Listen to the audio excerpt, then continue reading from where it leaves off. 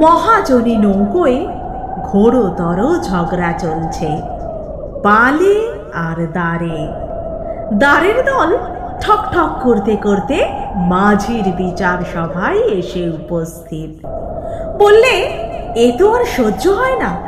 ওই যে তোমার অহংকারে পাল বুক ফুলিয়ে বলে আমাদের ছোট লোক, কেননা আমরা দিনে রাতে নিজের পাটাতনে বাঁধা থেকে জল ঠেলে ঠেলে চলি, আর উনি চলেন খেয়ালে, কারোর হাতের ঠেলার তোয়াক্কা রাখেন না। সেই জন্যই উনি হলেন বড় লোক। তুমি ঠিক করে দাও কার কদর বেশি। আমরা যদি ছোট লোক হই তবে জোট বেঁধে কাজে ইস্তফা দেব। দেখি তুমি নৌকা চালাও কি করে।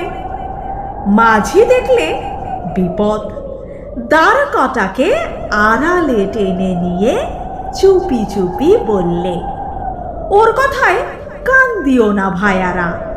নিতান্ত ফাঁপা ভাষায় ও কথা বলে। তোমরা জোয়ানরা সব মরি বাঁচি করে না খাটলে নৌকা একেবারে অচল। আর ওই পাল করেন ফাঁকা বাবুয়ানা উপরের মহলে।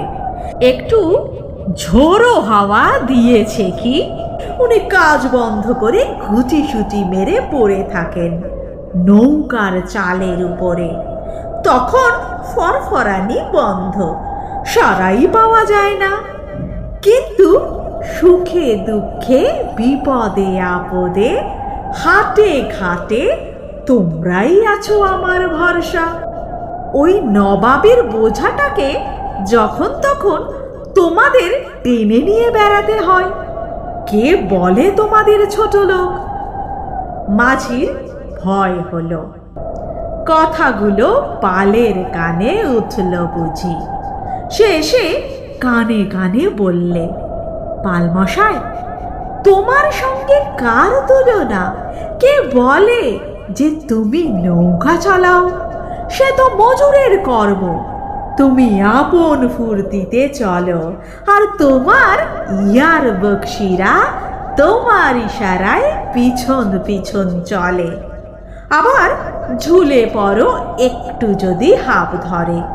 ওই দাঁড়গুলোর ইতরামিতে তুমি কান দিও না ভায়া। ওদের এমনি কষে বেঁধে রেখেছি যে যতই ওদের ঝপঝপানি থাক না, কাজ না করে উপায় নেই। শুনে পা লুটল ফুলে।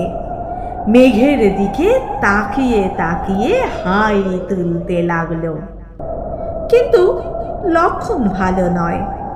দাঁড়গুলোর মজবুত হাড় এমন কাত হয়ে আছে, কোন দিন খাড়া হয়ে দাঁড়াবে, লাগাবে ঝাপটা, চৌচির হয়ে যাবে পালের গুমর।